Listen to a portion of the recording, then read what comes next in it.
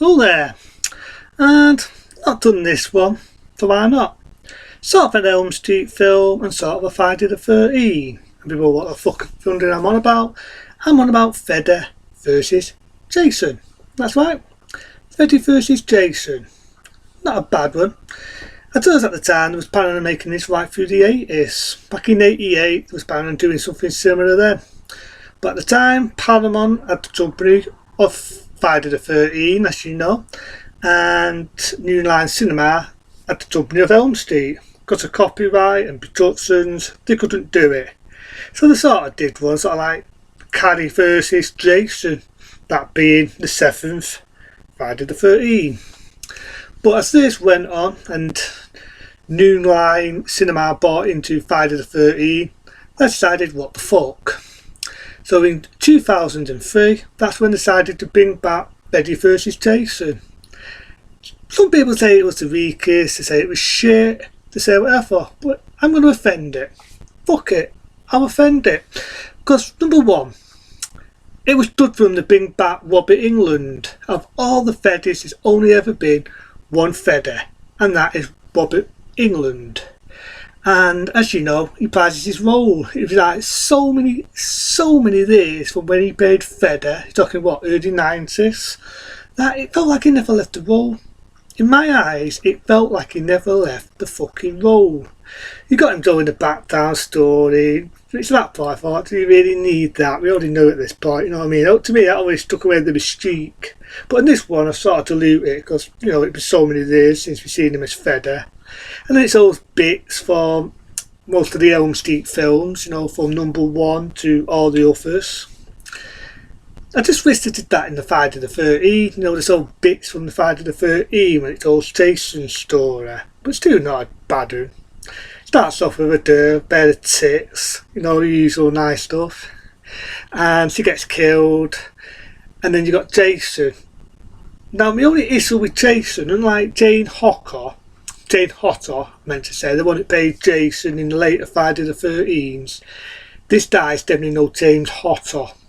And it's funny because if you've ever seen the 8th Friday the 13th, there's a scene where Jason goes in a taffy, this big guy, big muscles, says, got a pump room, and Jason throws him through a fucking mirror. Well, the actor who gets thrown through the mirror is the actor who now played Jason in this, that being Freddy vs Jason. And all said and done, I just thought he was thin, I thought he was skinny, didn't think he was scary, didn't think he was stimulating, didn't think he was anything. I just didn't think he was fucking scary. He was definitely no Jane Hotter. And he walked like fucking Frankenstein's monster. But it's still not a bad one. I do like the bit where Freddy gets into the jeans. Now some people had problems with this, right? It's hard to explain, there's some bits of the film. But I don't want to get in trouble for copyright. But there's bits where it goes red, there's bits where it goes fucking green, and it goes in different colours when Freddy's chasing people, whether it's a girl, a boy, or whoever, right? And I actually like it. I thought it made it unique, and it made it different. Now if you've seen the film, you know that Freddy's lost his powers, he's gone weak, and the only way to get his powers back is to resurrect Jason and, you know, get Jason to kill. The more people or kids Jason kills, the more powerful Freddy is. But then basically Freddy gets pissed off because basically Jason's nicking the fucking show, and it's like, right, take me on, Jason. And that's what it is. Jason gets pissed off. Jason, well, they both get pissed off. Jason wants to kick Freddy's ass, and I was about to say, but fucked up there, Freddy wants to kick Jason's fucking ass. And that's what the film's called. Basically, that's what it's called, Freddy versus Jason. Again, there's a bit of CDR, and you already know what I think about CDR. The bit where there's a track appear, Freddy that is, and there's this lad whose eyes are fucking tight, smoking fucking weed. I felt that was a bit shitty CDR. Unlike when you saw the third Elm Street film, where you see a big fucking worm eating a girl, and don't mean that in a sexual way. That was practical. This was CGI, and the bit that goes in his mouth, you can see a shitty computer effect. That's my only issue. But the rest of the film, I just didn't think it was that bad. Again, people want to rinse him on and say, well, what about the bit where he possesses that lad? That's not better. For anyone anyone to say that. Have you never seen Nightmare on Elm Street Part 2? Freddy's Revenge? Never seen it? What's it? Does he not possess a lad in that? Does he not get into his body? Not in a sexual way. Does he not fucking take over his body? Does Freddy not come out of him? Does practical effects? And attacks people when they're having a Barbie? Did he not do that? So he did. Yep, he did it in 85. It was called Nightmare on Elm Street Part 2, Freddy's Revenge. So there was no difference. He possessed a lad in that. But I love to see it. I fucking love to see where Jason gets that big Bissetta and cuts the fucking in half. Oh, I love it. I just love it. It's beautiful. It's just beautiful. But I love it. You do get the lead girl in it. Very pretty. Definitely had a nice pair on her, which I did notice. You know, I'm a man. Can't be helped. But she was pretty to look at. You know. Good acting. Some acting here and there is a bit weird, like the one who plays a boyfriend. He smiles. He fucking smiles. He's going about Freddy, right? I seen him kill your mum. And he's fucking smiling. It's like, what the fuck? Cheers, mate. But yeah, so he's fucking smiling. And, but, you know what I mean? It's basically similar to like the third Elm Street film. They're in this mental asylum and they try to take these tablets, but basically makes them forget. People just want to forget, basically. And they break out the two lads to warn people about Freddy. So when you think about it, it's sort of like a Nightmare on Elm Street film, and it's like a Friday the 13th, but in a fucking Brenda. Now, I do know that, sad to say, this wasn't as successful as what they thought it was going to be. They spent loads, and I mean loads of money, to have Robert Englund plays his role as Freddy Krueger, and have Jason Voorhees, and it's a damn shame they didn't have James Hotter as Jason. It's a damn shame.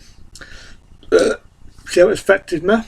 It is a damn shame, because I would have loved to have seen James Hotter come back. Now, yeah, I do know that before we had James Hotter, you had different actors playing Jason. I know that, but I just felt James Hotter would have been better. And there is a bit where it just feel like, did they cut some of it down? Because I've seen where people are having a rave, like a rave party, and Jason is slicing them, he's cutting them, he's ramming knives in them, and there's blood just streaming out like an Amazon fucking waterfall. I love it because it's over the top, and then bits were practical. It wasn't all fucking CDR. But I just wish there was more of that, you know what I mean? Because there's a good bit where there's this lad, right, and he just treats his girlfriend like shit.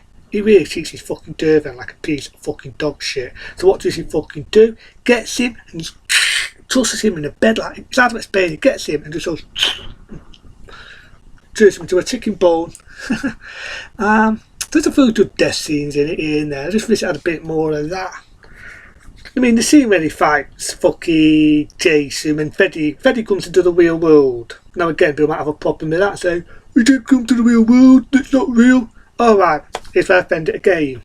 So, in the original Nightmare on Elm Street, did Freddy or did Freddy not come into the real world to see when Nancy gets hold of him and he gets sent into her bedroom, done that in a sexual way, and he's chasing her all over the fucking house? Did Nancy not bring him into the real world? So she did. In Elm Street 6, Freddy's finally dead, what originally was going to be the last one.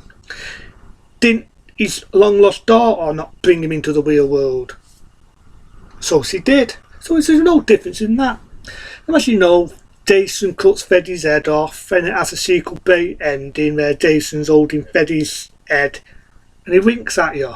That was because if it would have been a possess, there would have been a sequel, and I would have loved to have seen a sequel. Instead, you get a fucking horrible remake back in 2010 of Nightmare on Elm Street, the shit make, as I call it, and it's a fucking shame because I would have loved to have seen a sequel. I do know that they were going to bring Pinhead from the Hellraiser films in this.